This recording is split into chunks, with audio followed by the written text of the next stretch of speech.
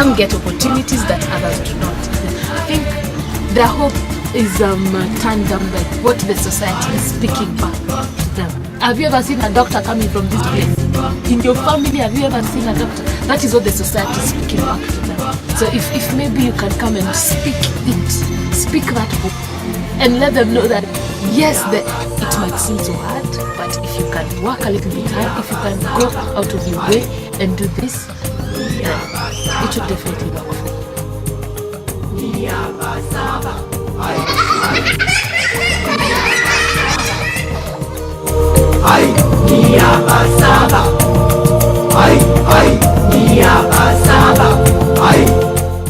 Edtaf has really helped me, and now I am experiencing lots of difference in my life.